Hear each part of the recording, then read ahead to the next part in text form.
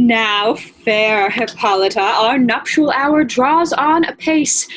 4 happy days bring in another moon, but oh, methinks how slow this old moon wanes.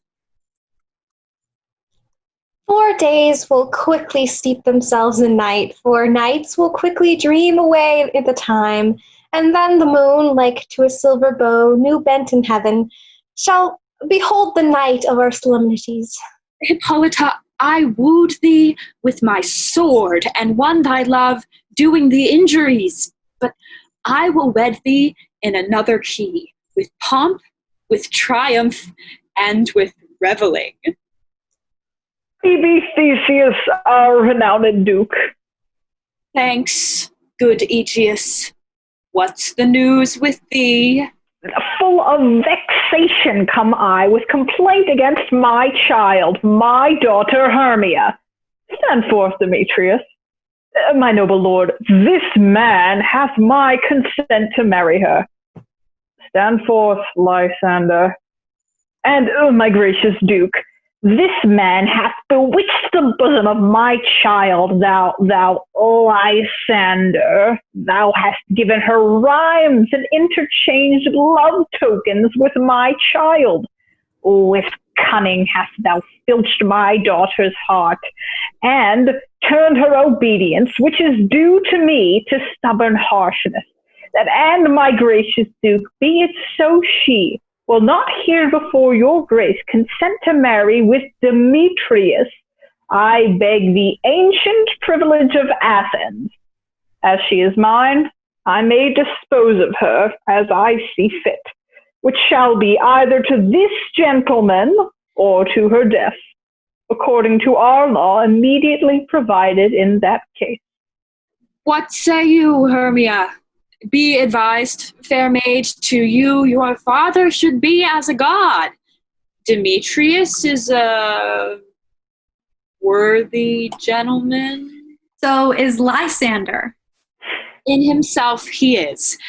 But in this kind, wanting your father's voice, the other must be held the worthier. I would my father looked but with my eyes. Rather, your eyes must with his judgment look. I do entreat your grace to pardon me. I know not by what power I am made bold, but I beseech your grace that I may know the worst that may befall me in this case if I refuse to wed Demetrius. Either to die the death, or to abjure forever the society of men. Therefore, fair Hermia, question your desires. Know of your youth, examine well your blood, whether if you yield not to your father's choice, you can endure the livery of a nun, to live a barren sister all your life, chanting faint hymns to the cold and fruitless moon. So will I grow, so live, so die, my lord, ere I will my virgin patent up unto his lordship, whose unwished yoke my soul consents not to give sovereignty. Take time to pause, and by the next new moon, the sealing day betwixt my love and me for everlasting bond of fellowship, upon that day either prepare to die for disobedience to your father's will, or else to wed Demetrius, as he would, or on Diana's altar to protest for austerity and single life. Lend, sweet Hermia, and Lysander, yield thy crazed title to my certain rights. You have her father's love, Demetrius. We have Hermia's. Do you marry him? Scornful Lysander. True, he hath my love, and what is mine, my love shall render him. And she is mine, and all my right of her I do estate unto Demetrius. I am, good sir, as well derived as he, as well possessed. My love is more than his. My fortunes every way as fairly ranked, if not with vantage, as Demetrius's, and which is more than all these boasts can be, I am beloved of beauteous Hermia. Why should not I then prosecute my right? Demetrius, I'll avouch it to his head, made love to Netter's daughter Helena, and won her soul, and she, good sir, devoutly dotes in idolatry upon this spotted and inconstant man.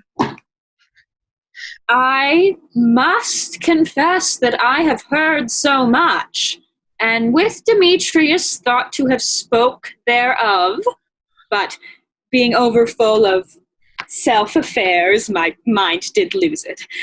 But Demetrius, come, Aegeus, you shall go with me. I have some private schooling for you both. For you, fair Hermia, look you arm yourself to fit your fancies to your father's will, or else the law of Athens yields you up, which by no means we may extenuate to death or to a vow of single life. Come, my Hippolyta, what cheer, my love. Demetrius and Aegeus, come along. With duty and desire, we follow you. Me, for aught that I could ever read, could ever hear by tale or history, the course of love never did run smooth, but either it was different in blood or... Oh, hell! To choose love by another's eyes! Or if there were a sympathy in choice, though war, death, or sickness did lay siege to it, making it momentary as a sound, swift as a shadow, short as any dream. So quick, right things come to confusion. If then true lovers have ever been crossed, it stands as an edict in destiny. Then let us teach our trial patience, because it is a customary cross, as due to love as thoughts and dreams and sighs, wishes and tears, poor fancy's followers. A good persuasion. Therefore, hear me, Hermia. I have a widow aunt, a dowager of great revenue, and she hath no child. From Athens is her house remote, 7 leagues, and she respects me as her only son. there, gentle Hermia, may I marry thee, and to that place the sharp Athenian law cannot pursue us. If thou lovest me, then steal forth thy father's house tomorrow night, and in the wood, a league without the town, there I will stay for thee. My good Lysander, I swear to thee by Cupid's strongest bow, by his best arrow with the golden head, by all the vows that ever men have broke in number more than women ever spoke, in that same place thou hast appointed me, tomorrow truly I will meet with thee. Keep promise, love.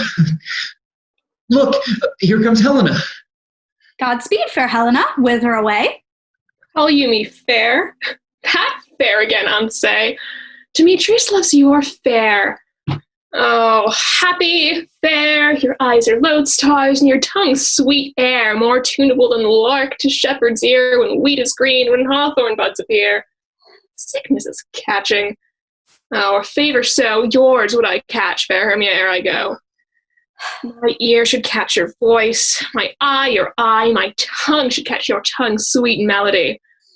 With a world mind, Demetrius being baited, the rest I would give to be to you translated. Oh, teach me how you look, and with what art you sway the motion of Demetrius' heart. I frown upon him, yet he loves me still. That your frowns could teach my smile such skill. I give him curses, yet he gives me love. Not that my prayers could such affection move. The more I hate, the more he follows me. The more I love, the more he hateth me. His folly, Helena, is no fault of mine. None but your beauty were that fault were mine. Oh, take comfort, he shall no more see my face. Lysander and myself will fly this place. Before the time I did Lysander see seemed Athens as a paradise to me. Oh, then what graces in my love do dwell, that he hath turned a heaven unto hell. Helen, to you our minds we will unfold.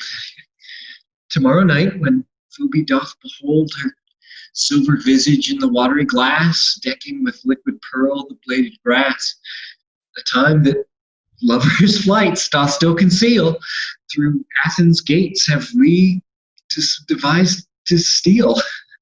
And in the wood, where often you and I, upon faint primrose beds, were wont to lie, emptying our bosoms of their counsel sweet, there my Lysander and myself shall meet, and thence from Athens turn away our eyes to seek new friends and stranger companies. Farewell, sweet playfellow. Pray thou for us, and good luck grant thee thy Demetrius. Keep word, Lysander. We must starve our sight from lovers' food till morrow deep midnight. I will, my Hermia. And, Helena, adieu. As you on him, Demetrius dote on you.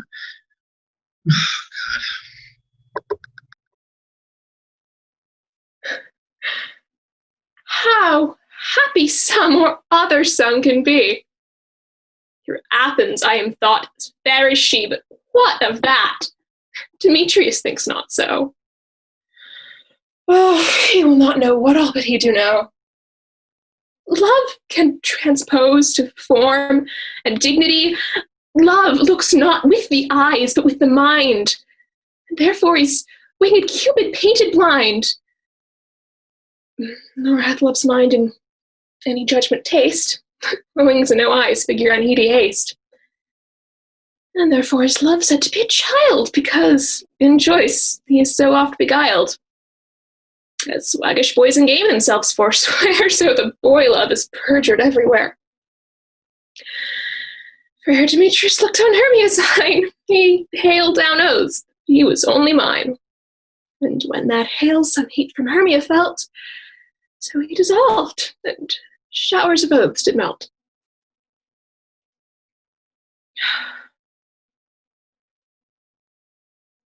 I will go tell him of fair Hermia's flight. Then to the woods will he tomorrow night pursue her, and for this intelligence, if I have thanks, it is a dear expense. But hear in me night to enrich my pain. to have his sight thither and back again.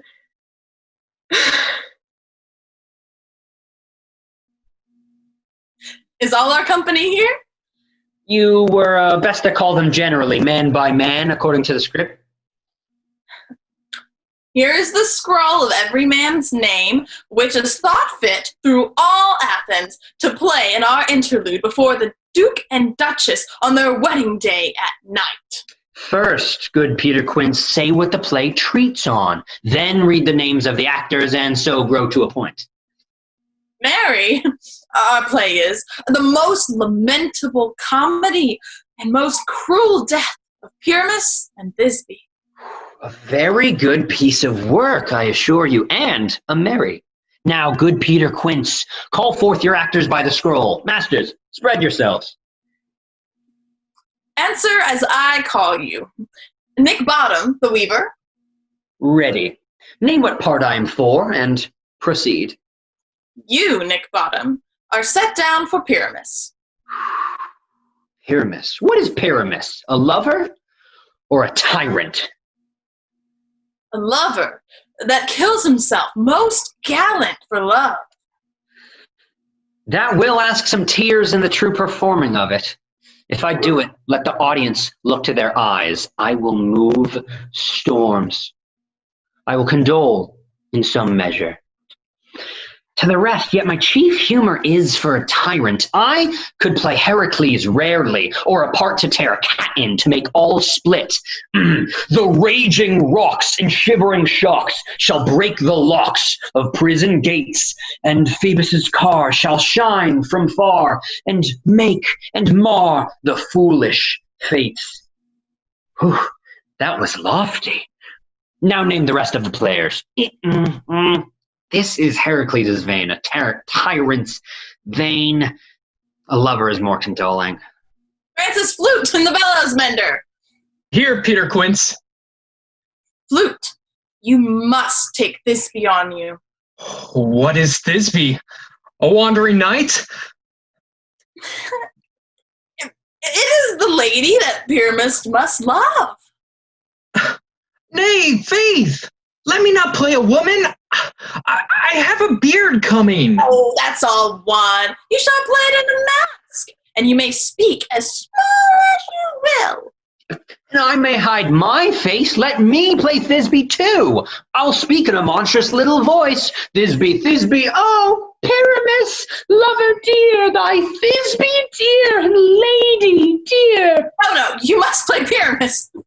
And Flute, you Thisbe. Well, proceed. Robin Starveling, the tailor. Here, Peter Quince. Robin Starveling, you must play Thisbe's mother. Tom Snout, the tinker. Here, Peter Quince. You, Pyramus's father. Myself, Thisbe's father. Snug the joiner. You, the lion's part. And, I hope, here's a play fitted. Have you the lion's part written? Pray you, if it be, give it me, for I am slow of study. You may do it extempore, for it is nothing but roaring. Let me play the lion too. I will roar that I will do any man's heart good to hear me. I will roar that I will make the Duke say, let him roar again, let him roar again. And you should do it too terribly. You would fright the Duchess and the ladies that they would shriek. And that were enough to hang us all. That would hang us, every mother's son. I grant you, friends, if that you should fright the ladies out of their wits, they would have no more discretion but to hang us. But I will aggravate my voice so that I will roar you as gently as any sucking dove. I will roar you into any nightingale. You can play no part but Pyramus. For Pyramus is a sweet-faced man, a proper man, as one shall see in a summer's day. A most lovely gentleman-like man. Therefore, you must needs play Pyramus. Well, I will undertake it. Masters, here are your parts, and I am to request you to con them by tomorrow night, and meet me in the palace wood, a mile without the town, by moonlight. There will we rehearse. I pray you, fail me not. We will meet, and there we may rehearse most obscenely and courageously. Take pains. Be perfect. Adieu.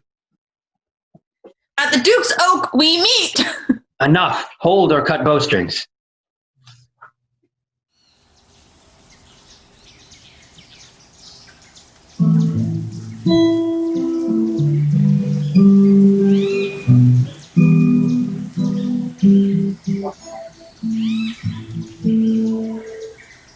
How now, spirit? Whither wander you? Over hill, over dale, thoroughbrush, thoroughbriar, over park, over pale, thorough flood, thorough fire. I do wander everywhere, swifter than the moon's sphere, and I serve the fairy queen to do her orbs upon the green, and hang a pearl in every cowslip's ear. Farewell, thou lob of spirits, all will be gone. Our queen and all our elves come here anon. The king doth keep his revels here tonight. Take heed, the queen come not within his sight, for Oberon is passing fell and wrath, because that she, as her attendant, hath a lovely boy, stolen from an Indian king. She never had so sweet a changeling, and jealous Oberon would have the child, knight of his train, to trace the forest wild. But she perforce withholds the loved boy, crowns him with flowers, and makes him all her joy. And now they never meet in grove or green, by fountain clear or spangled starlight sheen. But they do square that all of their elves for fear creep into acorn house and hide them there. Either I mistake your shape and making quite, or else you are that shrewd and knavish sprite called Robin Goodfellow. Are you not he that frights the maidens in the villagery? Those that hobgoblin call you, and sweet Puck. You do their work, and they shall have good luck. Are you not he? Thou speak'st aright. I am that merry wanderer of the night. I jest to Oberon and make him smile, when I a fat and bean-fed horse beguile, neighing in the likeness of a filly foal. And sometimes lurk I in a gossip's bowl, in the very likeness of a roasted crab, and when she drinks, against her lips I bob, and on her withered dewlap pour the ale. But room, fairy, here comes Oberon. And here my mistress. Would that he were gone. Ill met by moonlight, proud Titania. What, jealous Oberon? Fairy, skip hence. I have forsworn his bed and company. Tarry, rash wanton. Am not I thy lord? Then I must be thy lady. Why art thou here, come from the farthest steppe of India, but that forsooth, the bouncing Amazon, your buskined mistress and your warrior love, to Theseus must be wedded, and you come to give their bed joy and prosperity? How canst thou thus, for shame, Titania, glance at my credit with Hippolyta, knowing I know thy love to Theseus? These are the forgeries of jealousy, and never, since the middle summer spring, met we on hill and dale, forest or mead, to dance our ringlets to the whistling wind. But with thy brawls thou hast disturbed our sport. Therefore the winds, piping to us in vain, as in revenge, have sucked up from the sea contagious fogs, which falling on the land have every pelting river made so proud that they have overborne their continents. And through this distemperature we see the seasons alter. The spring, the summer, the childing autumn, angry winter, change their wonted liveries. And the mazed world, by their increase, now knows not which is which. And this same progeny of evils comes from our debate, from our dissension. We are their parents and original. Do you amend it then? It lies in you. Why should Titania cross her Oberon? I do but beg a little changeling boy to be my henchman. Set your heart at rest. The fairy land buys not the child of me. His mother was a votress of my order. And the spiced Indian air by night full often hath she gossiped by my side, which she, her womb then rich with my young squire, would imitate and sail upon the land. But she, being mortal, of that boy did die. And for her sake do I rear up her boy, and for her sake I will not part with him. How long within this wood intend you stay? Perchance till after Theseus' wedding day. If you will patiently dance in our round and see our moonlight revels, go with us. If not, shun me, and I will spare your haunts. Give me that boy, and I will go with thee. Not for thy fairy kingdom. Fairies away, we shall chide downright by longer stay. Well, go thy way. Thou shalt not from this grove till I torment thee for this injury. My gentle Puck, come hither.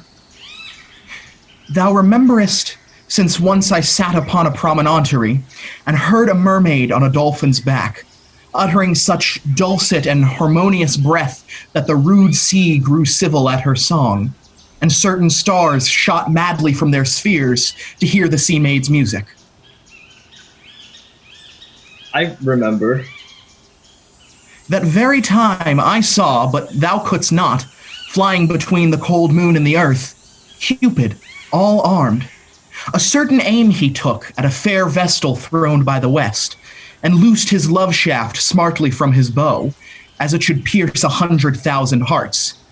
But I might see young Cupid's fiery shaft quenched in the chaste beams of the watery moon, and the imperial votaress passed on in maiden meditation fancy-free.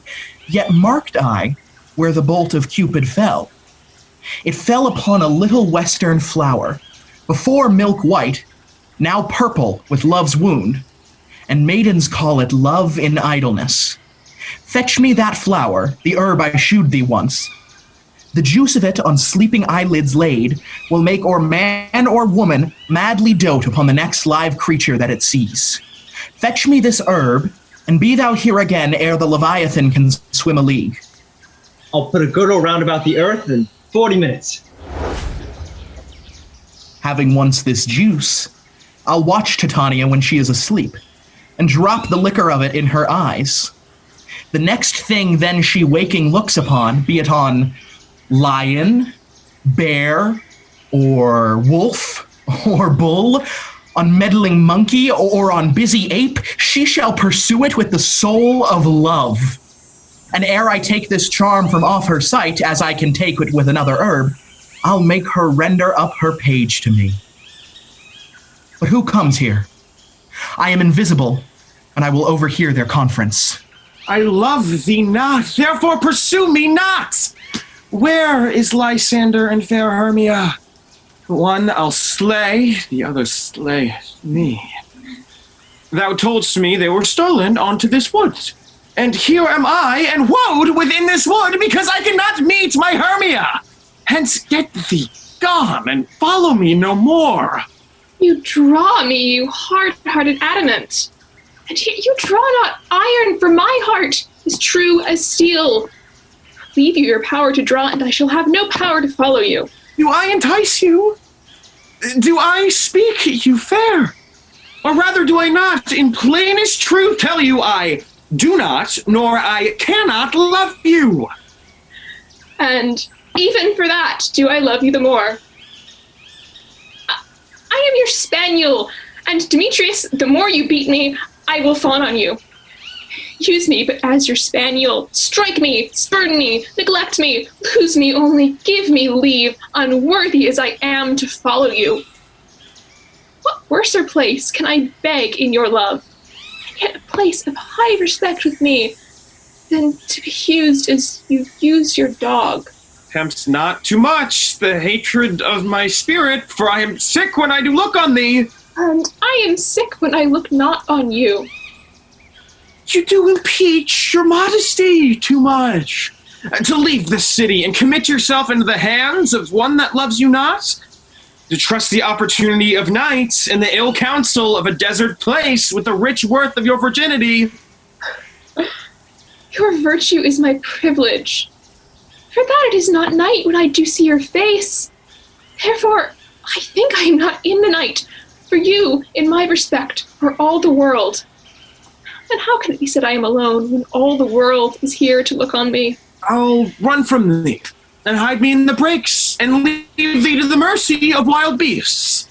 The wildest had not such a heart as you. Run when you will, the story shall be changed when cowardice pursues and valor flies. I will not stay thy questions. Let me go, or if thou follow me, do not believe, but I shall do thee mischief in the woods. Aye, in the temple, in the town, in the field you do me mischief. Fie, Demetrius, your wrongs do set a scandal on my sex. We cannot fight for love as men may do. We should be wooed, and we're not made to woo.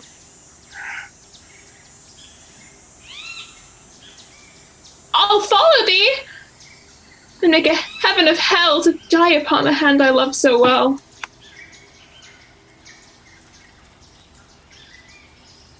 Fare thee well, nymph. Ere he do leave this grove, thou shalt fly him, and he shall seek thy love. Hast thou the flower there? Welcome, wanderer. There it is. I pray thee, give it me.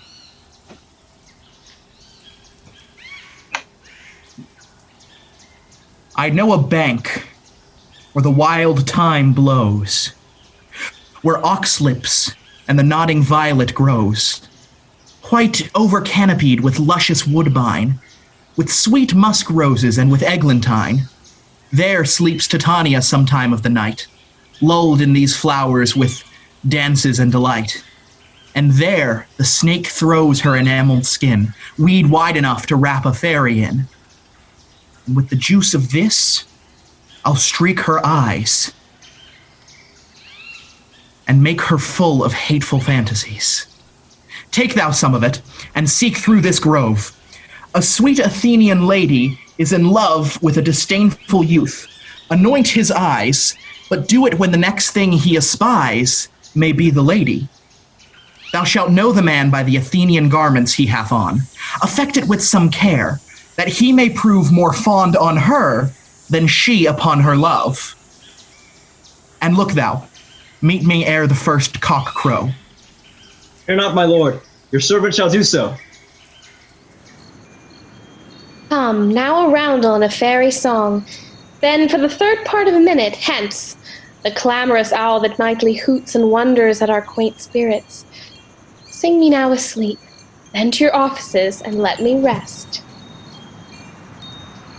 You spotted snakes with double tongue, thorny hedgehogs be not seen, newts and blind worms do no wrong. Come not near our fairy queen. Philomelic melodies sing in our sweet lullaby. La la la la lullaby. La la la la lullaby. Never harm nor spell nor charm from our lovely lady night. So good night with lullaby. Hence away now, all is well. One aloof and sentinel. What thou seest when thou dost wake, do it for thy true love take. Love and languish for his sake, be it ounce or cat or bear, pand or boar with bristled hair in thy eye that shall appear. When thou wakest, it is thy dear. Wake when some vile thing is near. Fair love, you faint with wandering in the wood, and to speak truth, I have forgot our way. But we'll rest us, Hermia, if you think it good, and tarry for the comfort of the day. Be it so, Lysander. Find you out of bed, for upon this bank I will rest my head. One turf shall serve as pillow for us both. One heart, one bed, two bosoms, and one truth. Nay, good Lysander, for my sake, my dear, lie further off yet. Do not lie so near. Take the sense, sweet, of my innocence. Love takes the meaning in love's conference. Then by your side no bedroom me deny. For lying so, Hermia, I do not lie. Lysander riddles very prettily. Now much be true my manners and my pride if Hermia meant to say Lysander lied. But, gentle friend, for love and courtesy, lie further off, and human modesty so far be distant. And good night, sweet friend. Thy love ne'er alter till thy sweet life end. Amen, amen. To that fair prayer, say I. Here is my bed. Sleep give thee all his rest. With half that wish, his eyes be pressed. Through the forest have I gone, but Athenian found I none on whose eyes I might approve this flower's force in stirring love. Night and silence. Who's here? Weeds of Athens he doth wear. This is he, my master said, despised the Athenian maid. And here the maiden, sleeping sound on the dank and dirty ground, my soul. She durst not lie near this lack love, this kill courtesy. Churl, upon thy eyes I throw all the power this charm doth owe. When thou wakest, let love forbid sleep his seat on thy eyelid. So awake when I am gone, for I must now to Oberon. Woo! Stay, though thou kill me, sweet Demetrius. I charge thee hence, and do not haunt me thus! Oh, wilt thou darkling leave me? Do not do so. Stay on thy peril! I, alone, will go.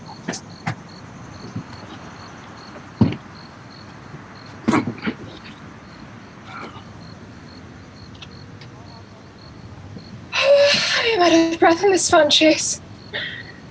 The more my prayer, the lesser is my grace. Happy is Hermia, wheresoe'er she lies, for she hath blessed and attractive eyes. How came her eyes so bright? Not salt tears. If so, my eyes are oftener washed than hers. But who is here? Lysander? On the ground? It's dead? Or asleep? I see no blood, no wound. Lysander, if you live, good sir, awake! And run through fire I will for thy sweet sake. Transparent Helena. Nature shows art that through thy bosom makes me see thy heart.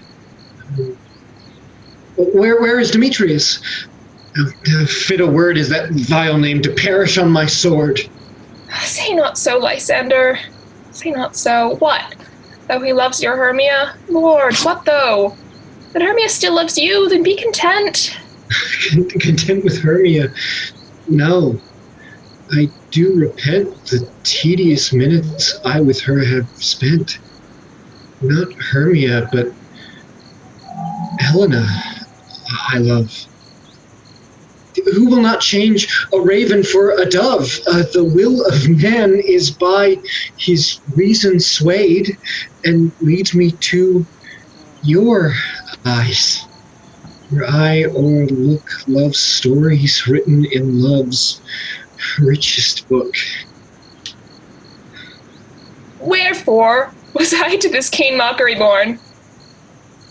What at your hands did I deserve this scorn? Is it not enough? Is it not enough, young man, that I never can, nor never can deserve a sweet look from Demetrius, but you must flout my insufficiency? Good truth, you do me wrong. Good sooth, you do in such disdainful manner me to woo.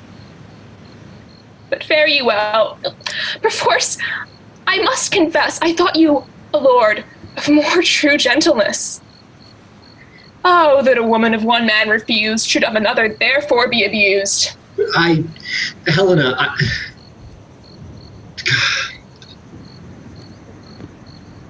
She sees not Hermia. Hermia, sleep thou there, and never mayest thou come Lysander near.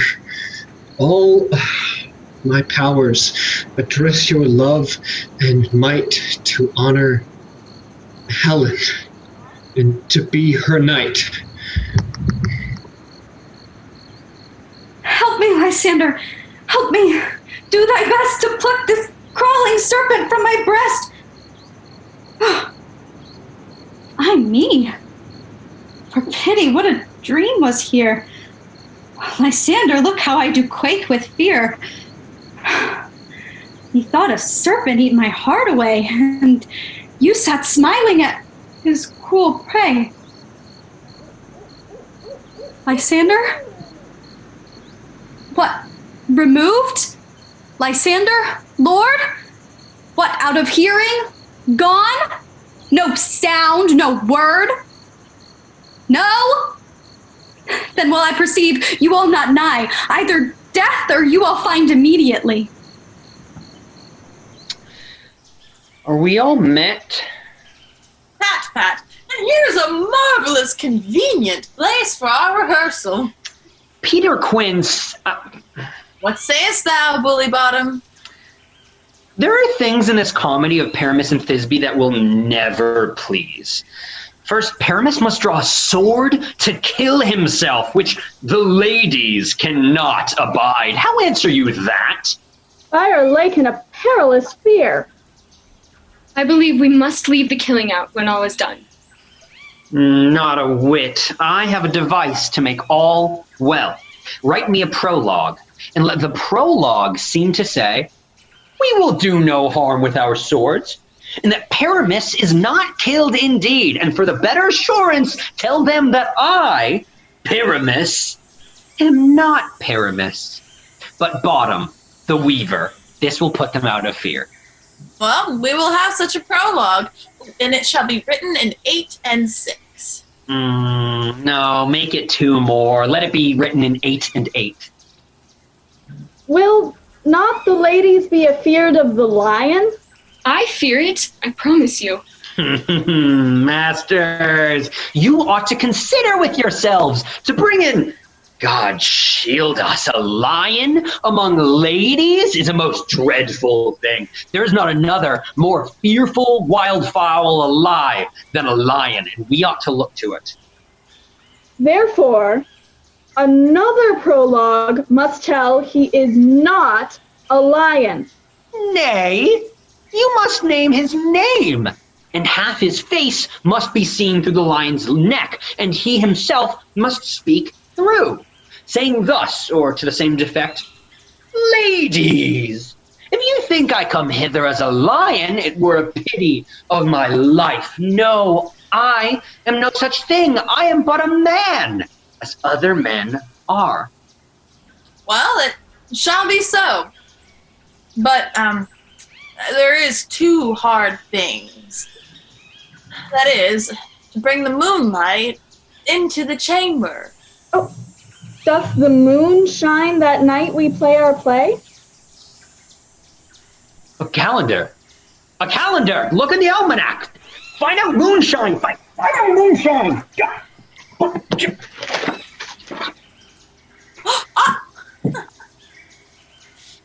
Yes. Oh. It doth shine.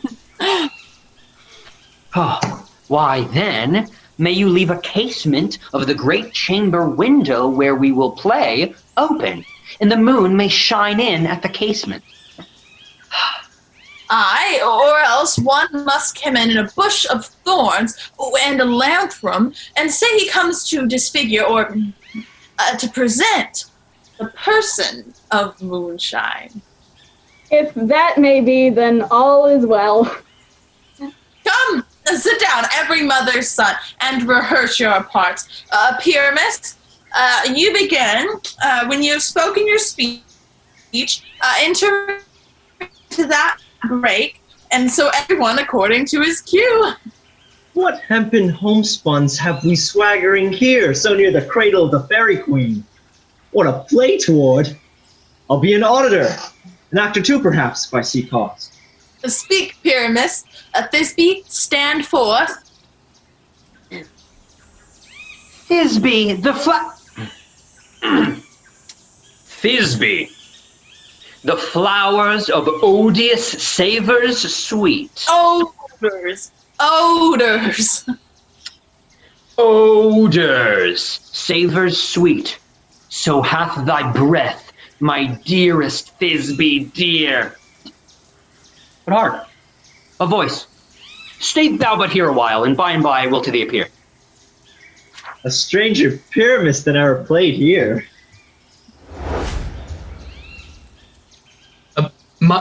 Must I speak now? Aye. Marry must you, for you must understand he goes but to see a noise that he heard, and is to come again. Most radiant... Most radiant Pyramus, most lily-white of hue, of colour like the red rose on triumphant briar, as truest horse, that yet would never tire. I'll meet thee, Pyramus, at, Ninny's tomb. Ninny's tomb, man. Why must you must not speak that yet? That you answer to Pyramus. You speak all your part at once. Cues and all, Pyramus enter. Your cue is past. It is never time. Oh, as truest horse, that would never tire. If I were fair, Thisbe, I were only thine. Oh, monstrous! Oh, strange! We are haunted! Pray, masters, fly! Masters, help! I'll follow you, I'll lead you about around. Through bog, through bush, through brake, through briar. Sometime a horse I'll be, sometime a hound. A hog, a headless bear, sometime a fire. And neigh and bark and grunt and roar and burn. Like horse, hound, hog, bear, fire at every turn. Why did they run away? This is a knavery of them to make me afraid. Oh, Bottom, thou art changed. What do I see on thee? What do you see? You see an axe head of your own, do you? Bless thee, Bottom, bless thee. Thou art translated.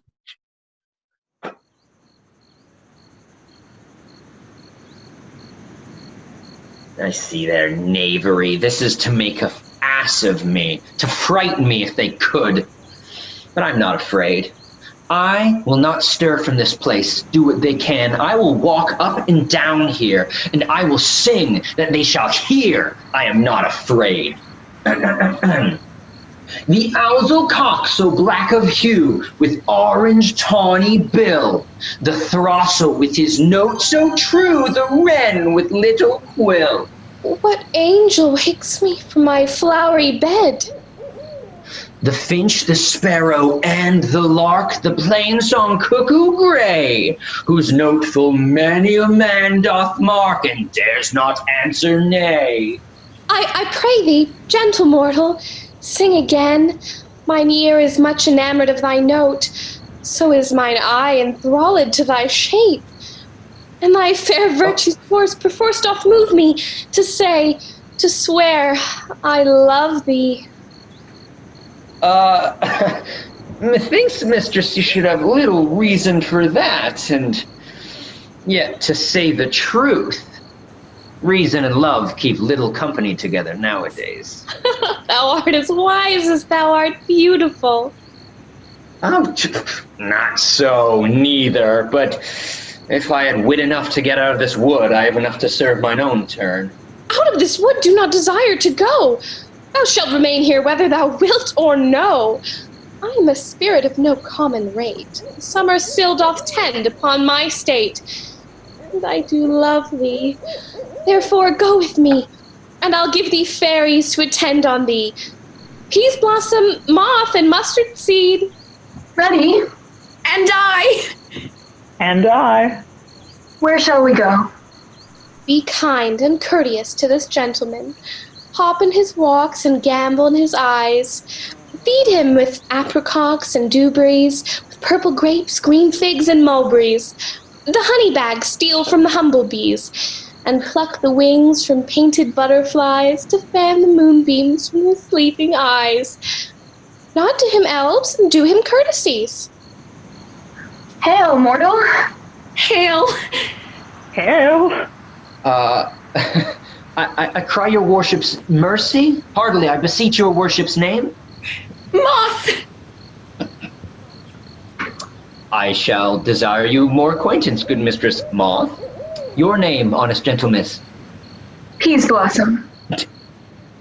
Good mistress Peace Blossom. I shall desire you of more acquaintance too. Your name, I beseech you, miss? Mustard seed. I desire you of more acquaintance, good mistress Mustard Seed. Come, wait upon him. Lead him to my bower. Tie up my love's tongue. Bring him silently.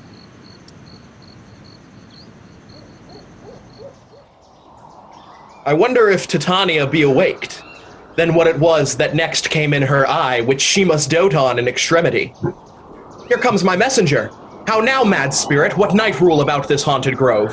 My mistress with a monster is in love, near to a close and consecrated bower, while she was in her dull and sleeping hour. A crew of patches, rude mechanicals, that were bred upon Athenian stalls were met together to rehearse a play intended for great Theseus' nuptial day. The shallowest thick skin of that barren sort who Pyramus presented in their sport forsook his scene and entered in a break, when I did him at this advantage take, and ass's knoll I fixed on his head, so at his sight away his fellows fly. I led them on in this distracted fear, and left sweet Pyramus translated there, when in that moment, so it came to pass, Titania waked and straightway loved an ass. This falls out better than I could devise. But hast thou yet latched the Athenian's eyes with the love juice, as I did bid thee do? I took him sleeping, that is finished too. And the Athenian woman by his side, that when he waked, of force she must be eyed. Stand close, this is the same Athenian. This is the woman, but not this the man. Why rebuke you him that loves you so? Labor so bitter on your bitter foe. Now I but chide, but I should use thee worse. For thou, I fear, hast given me cause to curse, if thou hast slain Lysander in his sleep. The sun was not so true until the day, as he to me. Would he have stolen away from sleeping Hermia? It could not be but thou hast murdered him. So should a murderer look, so dead, so grim. So should the murdered look, and so should I, pierce through the heart with your stern cruelty. Yet you, the murderer, look as bright, as clear as yonder Venus in her glimmering sphere. Oh, what's this to my Lysander? Where is he? Oh, good Demetrius, wilt thou give him to me? I'd rather give his carcass to my hounds. Dog! Out, cur! Thou drivest me past the bounds of human patience. Hast thou slain him then? Henceforth be never numbered among men. Oh, once, tell true, even for my sake. You spend your passion on a misprized mood. I am not guilty of Lysander's blood. Or is he dead, for aught that I can tell? I pray thee, tell me then that he is well. And if I could, what should I get therefore? A privilege never to see me more, and from thy hated presence part I so, see me no more, whether he be dead or no. There is no following her in this fierce vein. Here therefore, for a while, I will remain.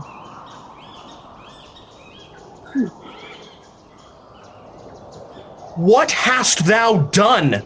Thou hast mistaken quite, and laid the love juice on some true love sight.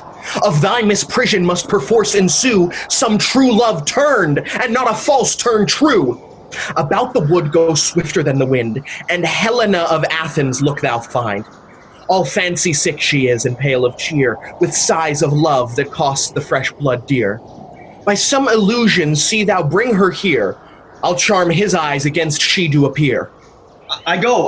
Look how I go! Swifter than arrow from the Tartar's bow. Flower of this purple dye, hit with Cupid's archery, sink in apple of his eye. When his love he doth espy, let her shine as gloriously as the Venus of the sky.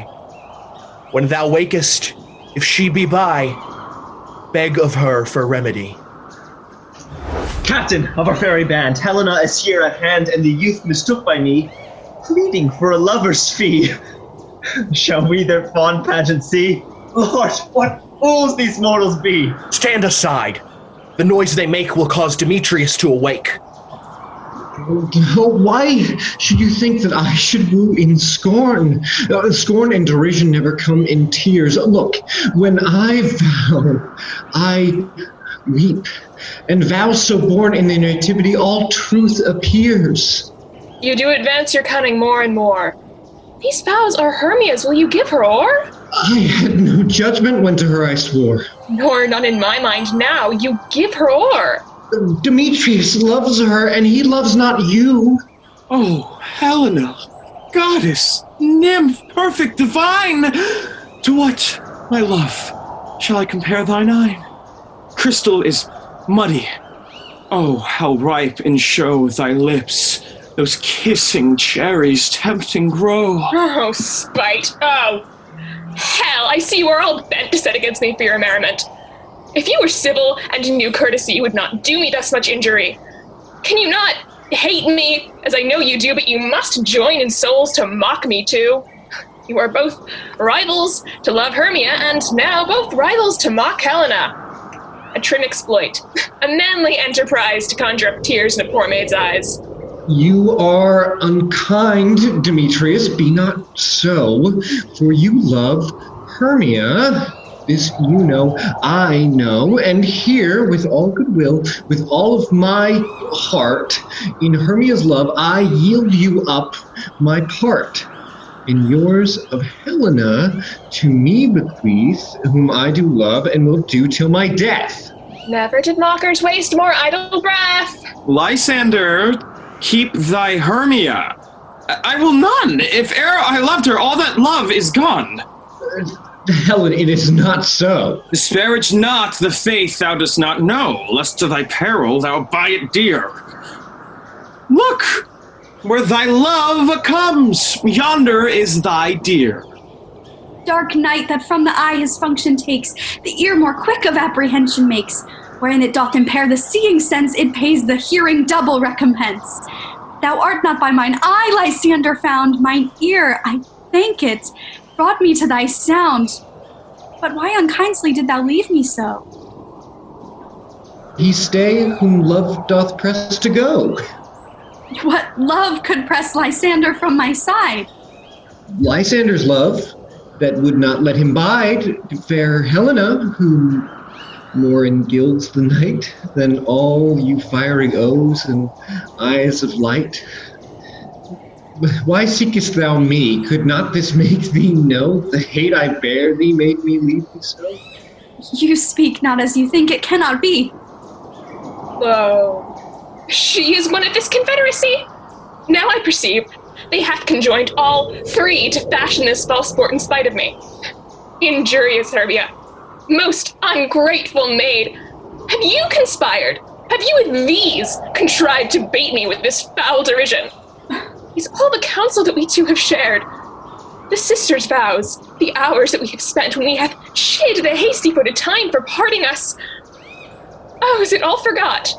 All school days friendship, childhood innocence. I am amazed at your passionate words. I scorn you not. It seems that you scorn me. Have you not set Lysander as in scorn to follow me and praise my eyes and face? And made your other love, Demetrius, who even but now did spurn me with his foot, to call me goddess, nymph, divine, and rare, precious, celestial.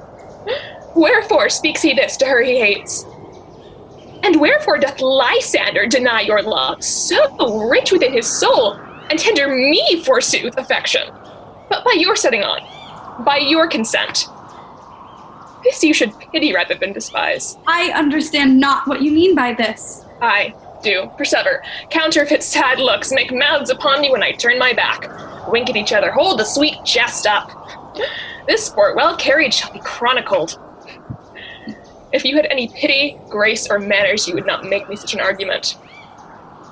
But fare ye well, 'tis partly my own fault, which death or absence soon shall remedy. Whoa, stay, gentle Helena.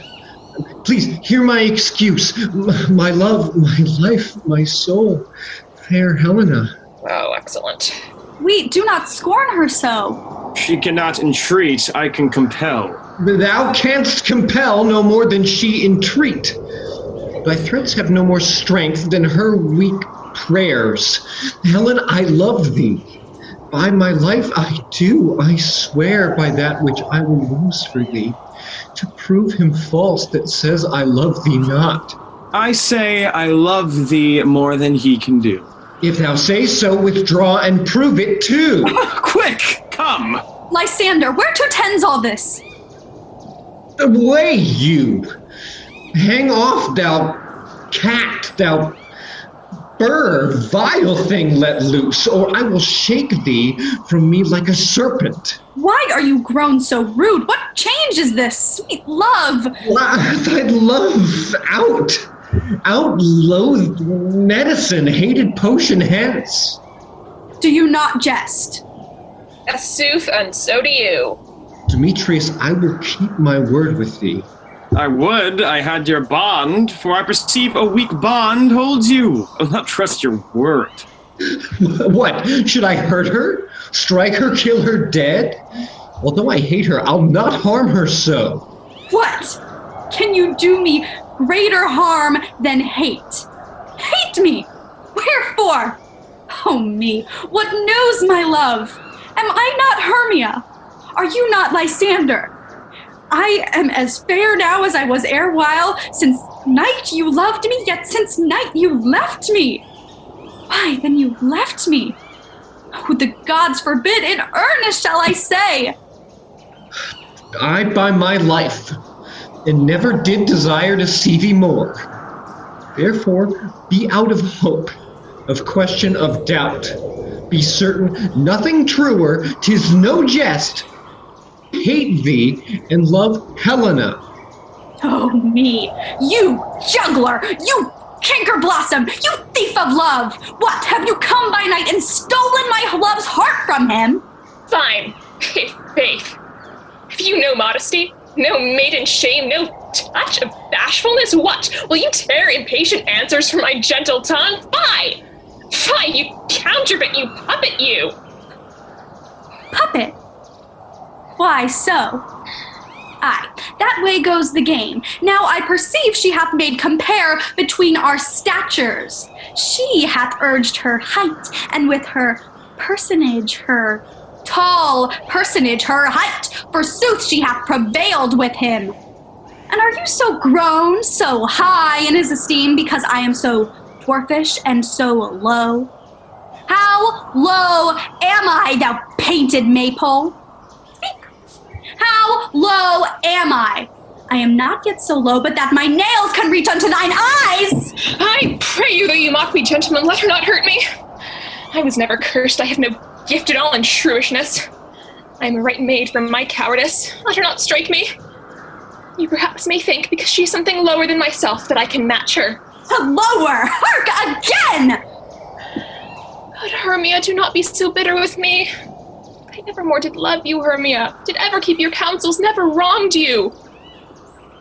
Save that in love unto Demetrius, I told him of yourself unto this wood. He followed you, for love I followed him, but he hath chid me hence, and threatened me to strike me, spurn me, nay, to kill me too.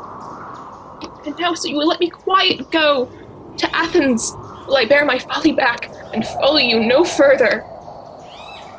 Let me go. You see how simple and how fond I am. Why, get you gone. Who's that hinders you? a foolish art that I leave here behind. What, with Lysander? With Demetrius. No, be not afraid. She shall not harm thee, Helena. No, sir, she shall not, though you take her part. Oh, when she's angry, she is keen and shrewd. She was a vixen when we went to school, and though she be but little, she's fierce. Little again, nothing but low and little. Why will you suffer her to flout me thus? Let me come to her. You gone, you dwarf.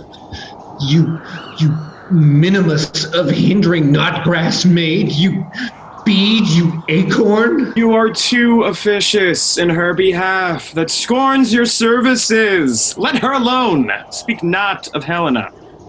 Now she holds me not. Now follow, if thou darest, to try whose right of thine or mine is most in Helena. Follow? Nay, I'll go with thee, cheek by jowl.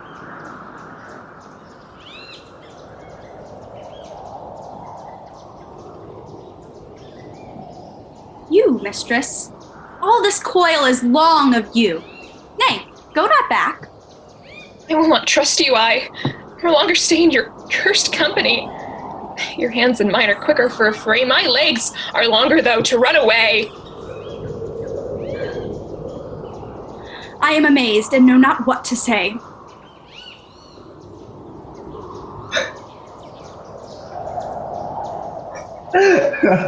This is thy negligence. Still thou mistakest, or else commits thy knaveries willfully. Believe me, King of Shadows, I mistook. Did not you tell me I should know the man by the Athenian garment he had on? And so far blameless proves my enterprise that I have anointed an Athenian's eyes. And so far I am glad it did so sort, as this their jangling I esteem sport. Thou seest these lovers seek a place to fight. High, therefore, Robin, overcast the night. The starry welkin cover thou anon with drooping fog as black as Acheron, and lead these testy rivals so astray as one come not within another's way. Like to Lysander sometime frame thy tongue, then stir Demetrius up with bitter wrong. And sometime rail thou like Demetrius, and from each other look thou lead them thus, till o'er their brows death counterfeiting sleep with leaden legs and batty wings doth creep. Then crush this herb into Lysander's eye, whose liquor hath this virtuous property, to take from thence all error with his might, and make his eyeballs roll with wonted sight. When they next wake, all this derision shall seem a dream and fruitless vision, and back to Athens shall the lovers wend, with league whose date till death shall never end. Whilst I in this affair do thee employ, I'll to my queen, and beg her Indian boy. And then I will her charmed eye release from monster's view, and all things shall be peace. My fairy lord, this must be done with haste, for night's swift dragons cut the clouds full fast, and yonder shines Aurora's harbinger, at whose approach ghosts, wandering here and there, troop home to churchyards, damned spirits all, that in crossways and floods have burial already to their wormy beds, are gone, for fear lest they should look their shames upon. They willfully themselves exile from light, and must for aye consort with black-browed night. But we are spirits of another sort. I with the morning's love have oft made sport, but notwithstanding haste, make no delay. We may effect this business yet ere day. Up and down, I will lead them up and down. I am feared in field and town. Goblin, lead them up and down. Here comes one. Where art thou, proud Demetrius? Speak thou now. Here, villain, drawn and ready. Where art thou? I will be with thee straight. Follow me then to plainer ground.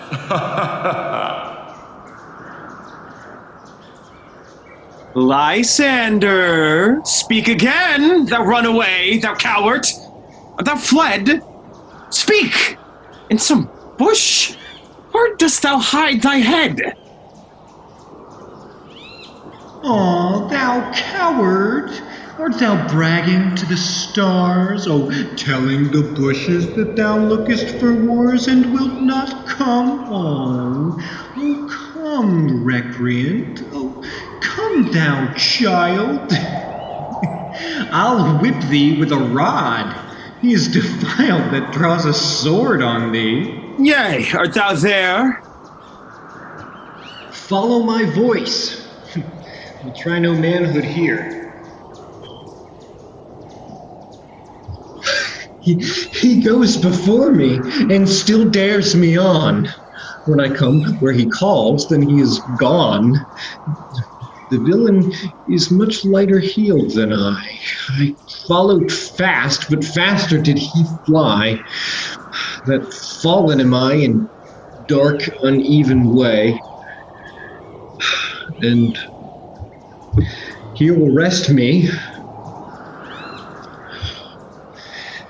Come thou, gentle day, for if but once thou show me thy grey light, I'll find Demetrius and revenge this spite.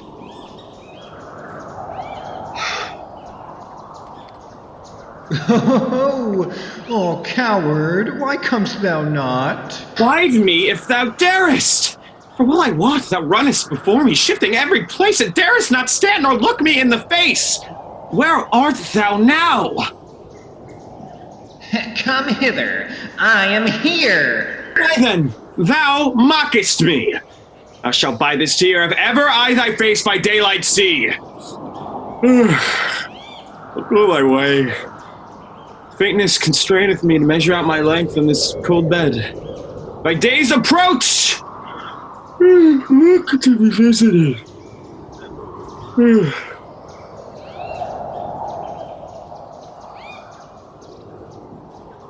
Oh, weary night. Oh, long and tedious night, abate thy hour. Shine comforts from the east, that I may back to Athens by daylight from these that my poor company detest. And sleep that sometimes shuts up sorrow's eye. Steal me a while from mine own company.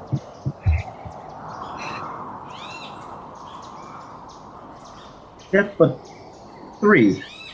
Come one more. 2 of both kinds make up 4.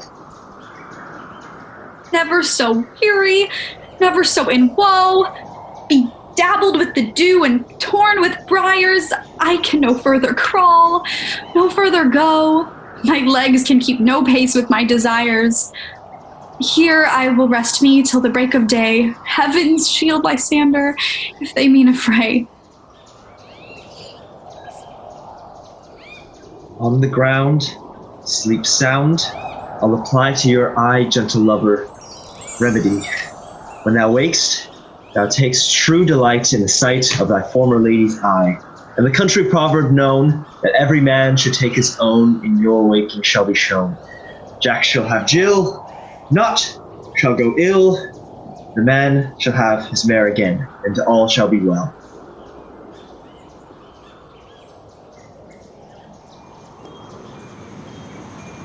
Sit thee down upon this flowery bed, while I thy amiable cheeks do coy, and stick musk roses in thy sleek, smooth head, and kiss thy fair large ears, my gentle joy. Where's Peace Blossom? Ready.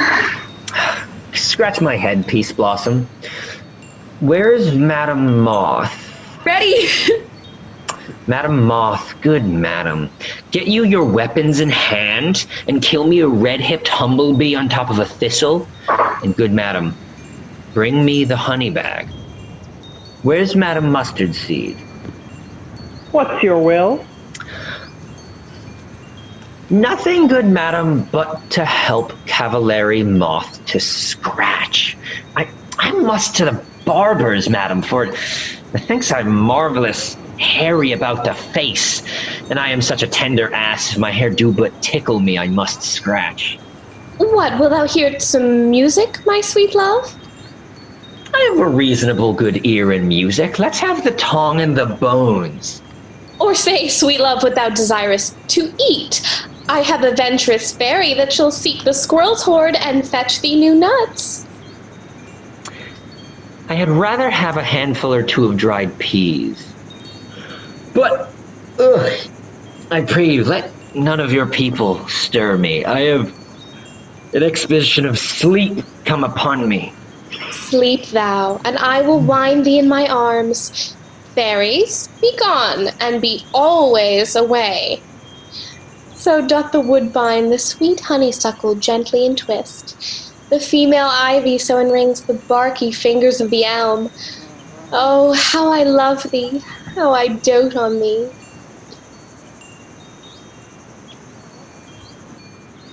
Welcome, good Robin. Seest thou this sweet sight?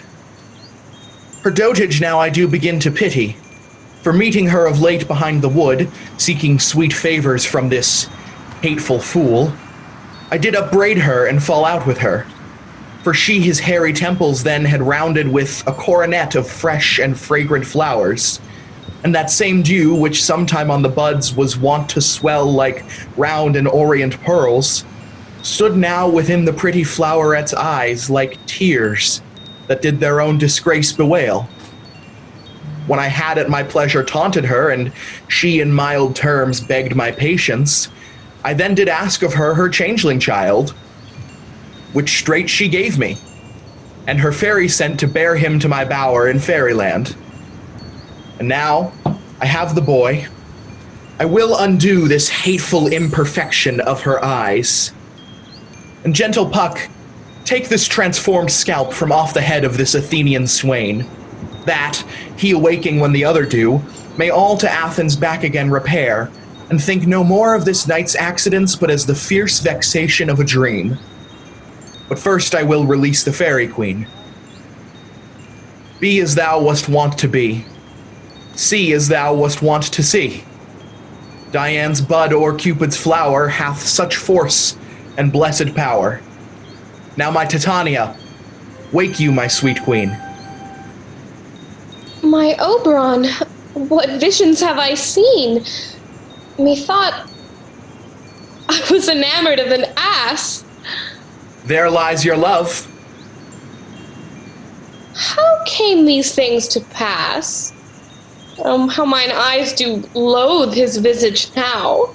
Silence a while. Robin, take off his head. Now when thou wakest, with thine own fool's eyes peep. Come, my queen, take hands with me, and rock the ground whereon these sleepers be. Now thou and I are new in amity, and will tomorrow midnight solemnly dance in Duke Theseus's house triumphantly, and bless it to all fair prosperity. There shall the pairs of faithful lovers be wedded, with Theseus, all in jollity. Fairy king, attend and mark, I do hear the morning lark. Then, my queen, in silence sad, trip we after the night's shade. We the globe can compass soon, swifter than the wandering moon. Come, my lord, and in our flight, tell me how it came this night, that I sleeping here was found, with these mortals on the ground.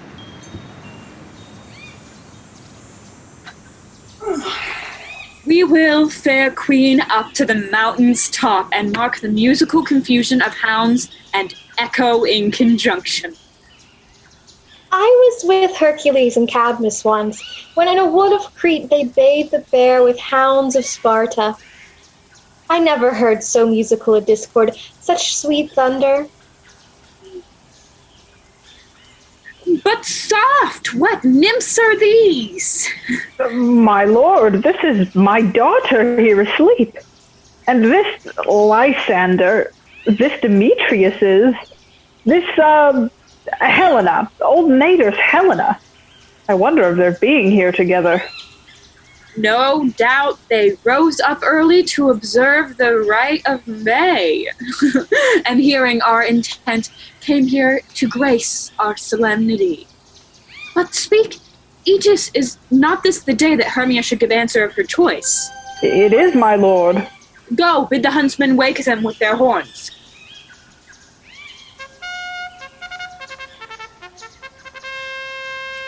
Good morrow, friends. Saint Valentine is past. Begin these wood birds but to couple now.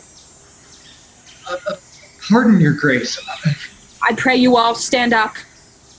I know you two are rival enemies. How comes this gentle concord in the world that hatred is so far from jealousy to sleep by hate and fear no enmity? Your grace, I shall reply amazedly, half asleep, half waking. As yet, I swear I cannot truly say how I came here. I came with Hermia hither. Our intent was to be gone from Athens, where we might, without the peril of the Athenian law. Enough, my lord. You have enough. I beg the law upon his head. They would have stolen away. They would, Demetrius, thereby to have defeated you and me, of my consent that she should be your wife. Your grace, Fair Helen told me of their stealth, of this their purpose hither to this woods, and I in fury hither followed them, fair Helena in fancy following me. But my good grace, I wot not by what power, but by some power it is. My love to Hermia melted as the snow. The virtue of my heart, the object and the pleasure of mine eye, is only Helena. To her, your grace, was I betrothed ere I saw Hermia, but like in sickness did I loathe this food.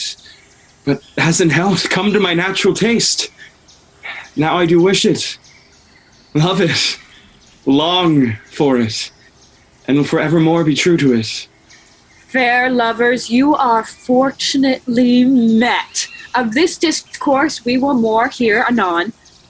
Aegeus, I will overbear your will. And for in the temple, by and by with us, these couples shall eternally be knit. Away with us to Athens, 3 and 3. We'll hold a feast in great solemnity. Come, Hippolyta.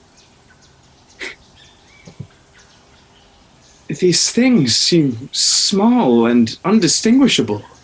Methinks I see these things with parted eye, when everything seems double. Oh, methinks. And I have found Demetrius like a jewel mine own, and not mine own. Are you sure that we are awake? It seems to me that yet we sleep, we dream. Do not you think the Duke was here and bid us follow her? Yea, and my father. And Hippolyta. And she did bid us follow to the temple. Why, then we are awake! Let's follow her. And by the way, let us recount our dreams.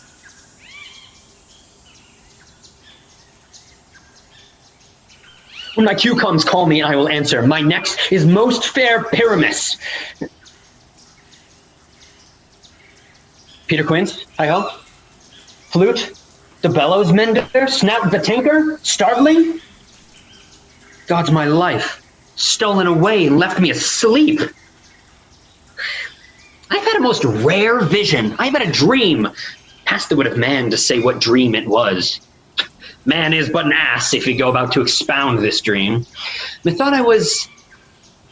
There's no man can say what methought I was. Methought I was... And methought I had... No, but man is but a patched fool if he will oft to say what methought I had. The eye of man hath not heard, the ear of man hath not seen. Man's hand is not able to taste, his tongue to conceive, nor his heart to report what my dream was. I will get Peter Quince to write a ballad of this dream. It shall be called Bottom's Dream, because it hath no bottom. Oh, and I will sing it in the latter end of a play before the Duke, peradventure, and to make it the more gracious, I shall sing it at her death. Have you sent to Bottom's house? Has he come home yet? He cannot be heard of. Out of doubt he is transported. If he come not, then the play is marred. It goes not forth, doth it? It is not possible. You've not a man in all of Athens able to discharge Pyramus, but he.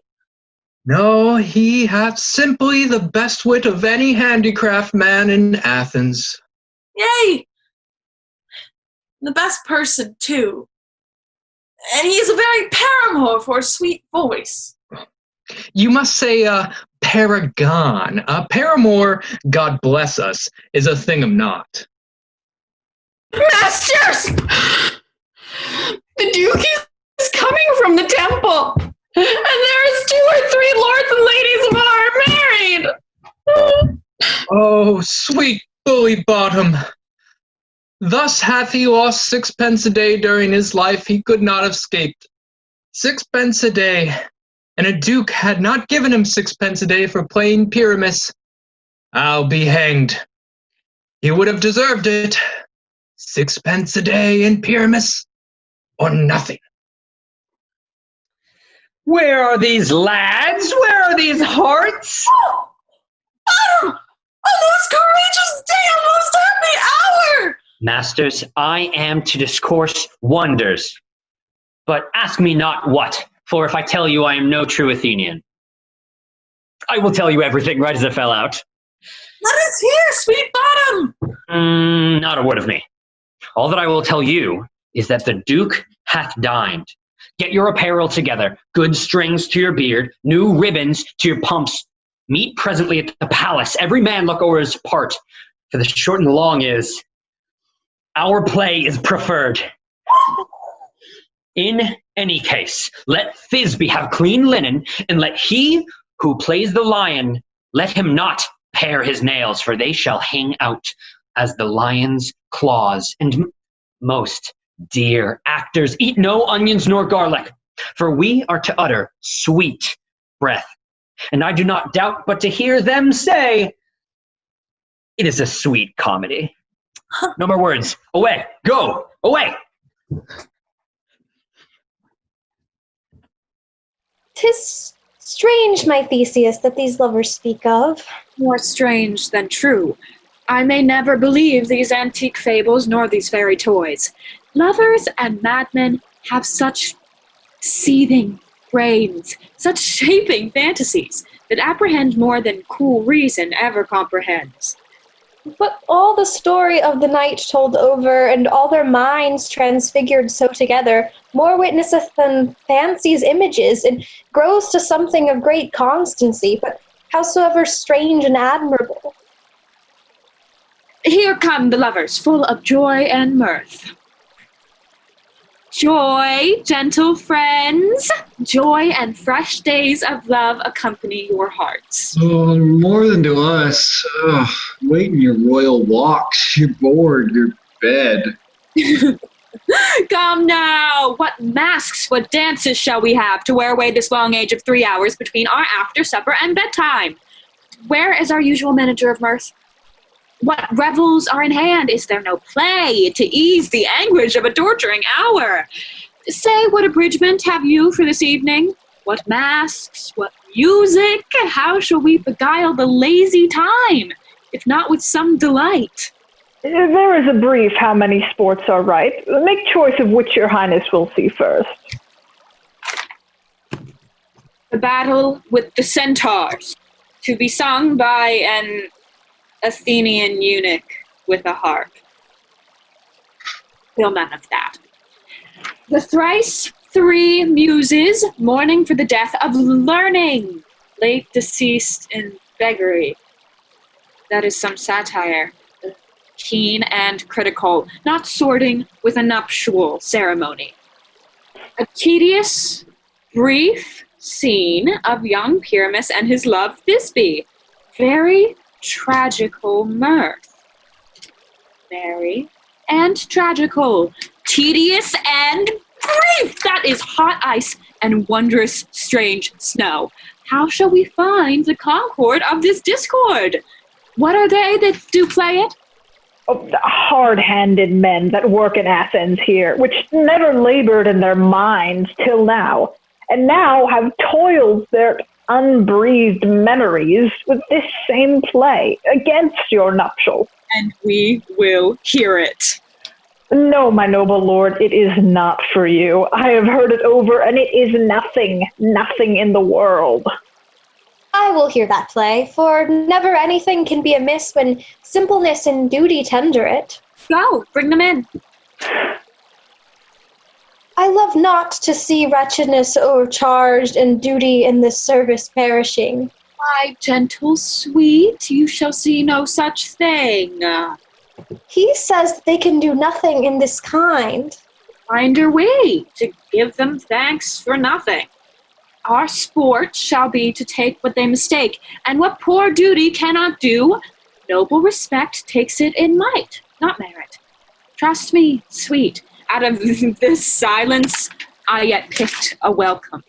And in the modesty of fearful duty I read as much from the rattling tongue of saucy and audacious eloquence. Love, therefore, and tongue-tied simplicity in least speak most, to my capacity. So please your grace, the prologue is addressed. Let them approach.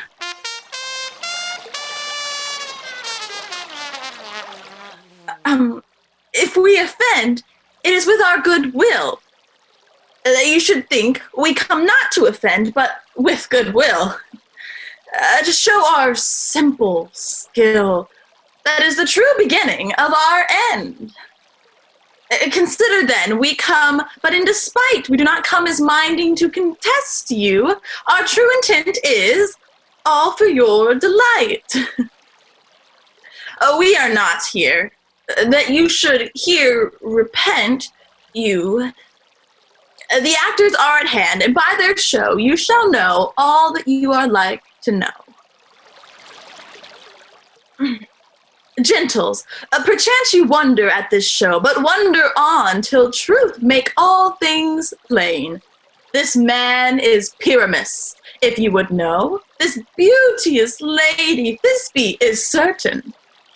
This man with lime and rough cast doth present Wall, that vile Wall, which did these lovers sunder, and through Wall's chink, poor souls, they are content to whisper.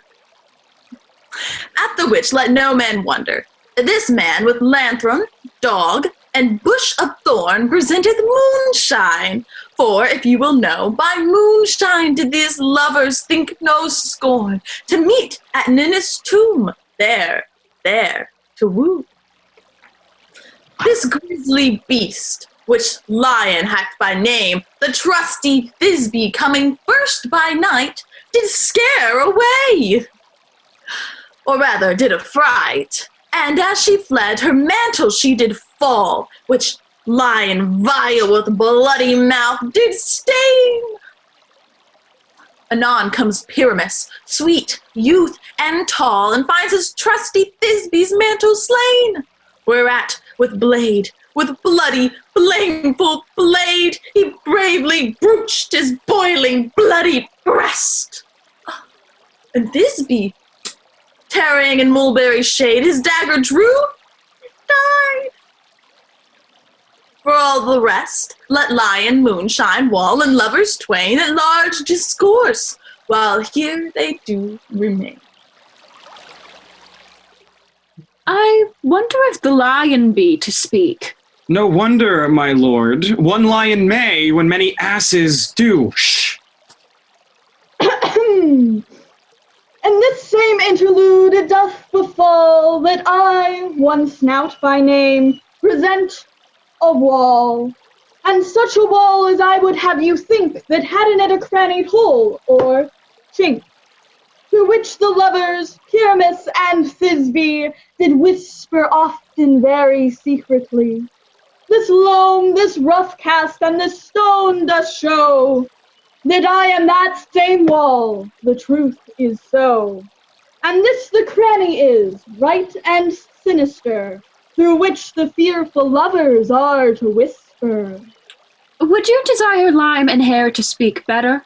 It is the wittiest partition that ever I heard discourse, your grace. Pyramus draws near the wall. Silence. O grim-looked night!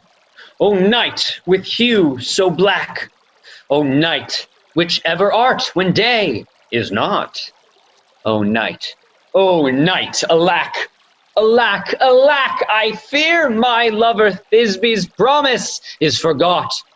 And thou, O wall, O sweet and lovely wall, that standst between her father's ground and mine.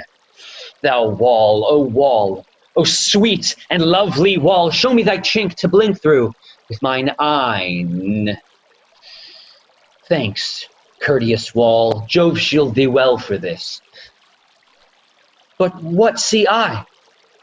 No Thisbe do I see. O wicked wall, through whom I see no bliss, cursed be thy stones for thus deceiving me! The wall, methinks, being sensible, should curse again. No. In truth, sir, he should not. Deceiving me is Thisbe's cue. She is to enter now, and I am to spy her through the wall. You shall see. It will fall pat as I told you. Yonder she comes. Shh. O wall, full often hast thou heard my moans, for parting fair Pyramus and me. My cherry lips have often kissed thy stones with lime and hair knit up in thee. Mwah. I see a voice. Now will I to the chink to spy, and I can hear my Thisbe's face. Thisbe! Oh, my love, thou art, my love, I think. Think what thou wilt, I am thy lover's grace, and like Lysander am I trusty still. And I, like Helen, to the fates me kill. Not Shapheless to Procrus was so true. As Shapheless to Procrus, I to you. Oh, kiss me through the hole of this vile wall.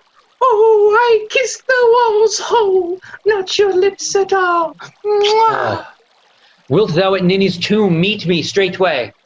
Tide life, tide death, I come without delay. Thus have I, wall, my part discharged so, and being done, thus wall away doth go. This is the silliest stuff that I ever heard. The best in this kind are but shadows, and the worst are no worse, if imagination amend them. It must be your imagination then, and not theirs. If we imagine no worse of them than they of themselves, they may pass for excellent men. Ooh, here come two noble beasts in a man and a lion.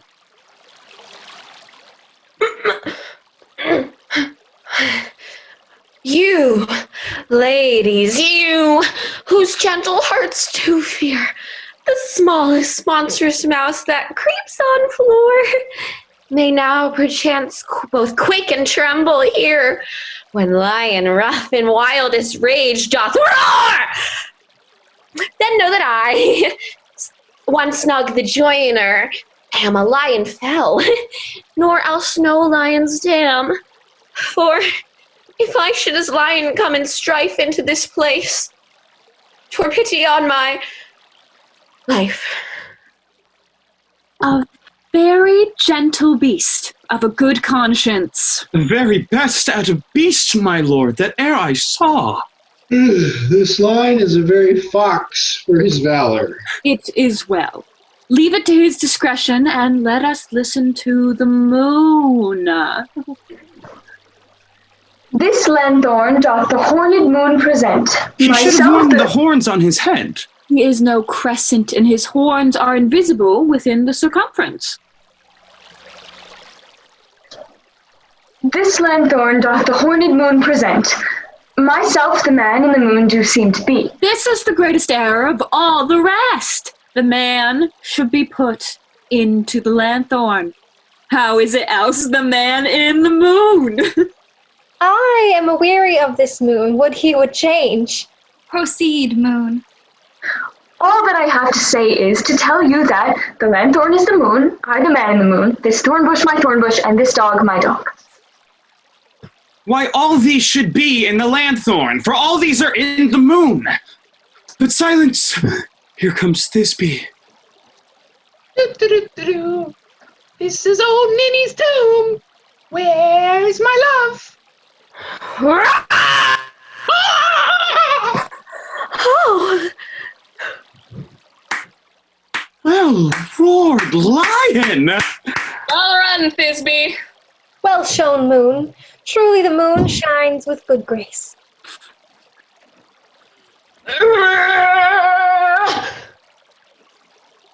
Well moused, lion. And then came Pyramus. Sweet moon, I thank thee for thy sunny beams. I thank thee, moon, for shining now so bright. For by thy gracious, golden, glittering gleams, I trust to take of Thisbe's truest sight.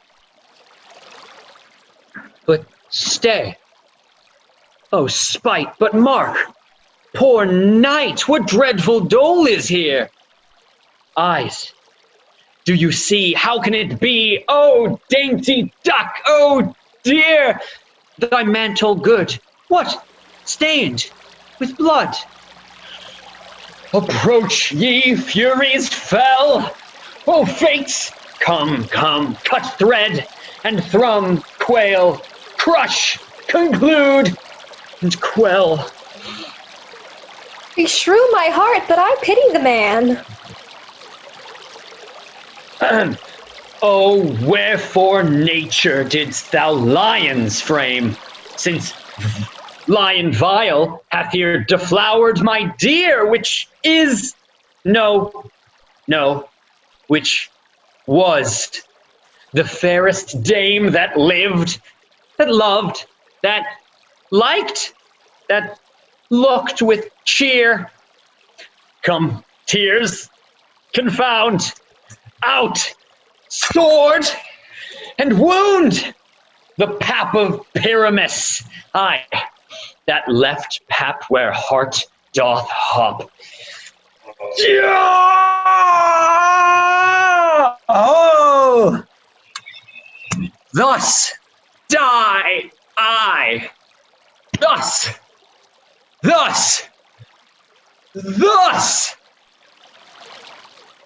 Now am I dead. Now am I fled. My soul is in the sky. Tongue, lose thy light. Moon, take thy light. Now, die. Die. Die. Die. Die. 1, 2, 3, 4. Die.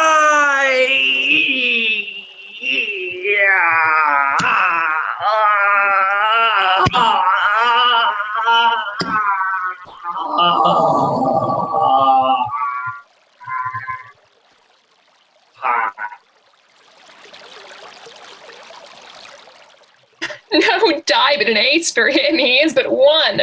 Less than an ace, man, for he is dead, he is nothing. With the help of the surgeon, he might yet recover and prove an ass.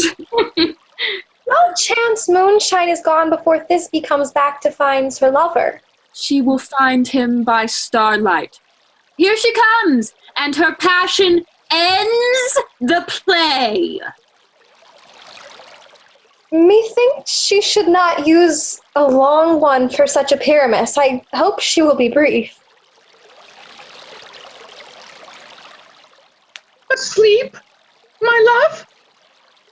What? Dead, my dove? Oh, Pyramus, arise! Speak, speak! Quite dumb. Dead, dead! Oh, a tomb, I must cover thy sweet eyes, these lips, this cherry nose, these yellow cowslip cheeks, oh God!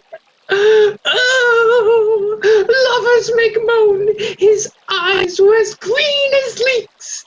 Oh, sisters three, come to me, with hands as pale as milk. Lie them in gore, since you have shore, we with shears, his thread of silk, tongue, not a word. Come, trusty swords, my breast imbue!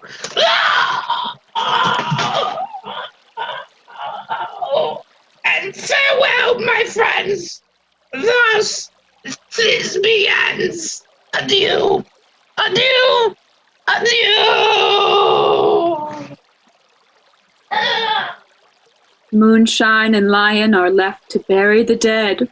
Aye, and Wall too. No, I assure you, the wall is down that parted their fathers. Will it please you to see the epilogue? No, epilogue, I pray you, for your play needs no excuse. Never excuse, for when the players are all dead, there needs none to be blamed. The iron tongue of midnight hath told 12. Lovers, to bed. 'Tis almost fairy time. Sweet friends, to bed. A fortnight hold we this solemnity, in nightly revels and new jollity. Now the hungry lion roars, and the wolf behowls the moon, whilst the heavy ploughman snores, all with weary task fordone. Now the wasted brands do blow, while the screech owl, screeching loud, puts the wretch that lies in woe in remembrance of a shroud. Now it is the time of night, the graves all gaping wide, every one lets forth his sprite in the churchway paths to glide. And we fairies that do run by the triple Hecate's team, in the presence of the sun, following darkness like a dream, now are frolic. Not a mouse shall disturb this hallowed house. I am sent with broom before to sweep the dust behind the door. Now until the break of day, through this house each fairy stray. To the best bride bed will we, which by us shall blessed be, and the issue there create ever shall be fortunate. So shall all the couples three ever true and loving be, with this field do consecrate. Every fairy take his gate, and each several chamber bless, and through this palace with sweet peace, and the owner of it blessed, ever shall in safety rest. Trip away, make no stay. Meet me all by break of day. If we shadows have offended, think with this, and all is mended. That you have but slumbered here, while these visions did appear, and this weak and idle theme no more yielding, but a dream. Gentles, do not reprehend. If you pardon, we will mend, and as I am an honest puck, if we have unearned luck, now to escape the serpent's tongue, we will make amends ere long. Else the puck a liar call. So, good night unto you all. Give me your hands if we be friends, and Robin shall restore amends.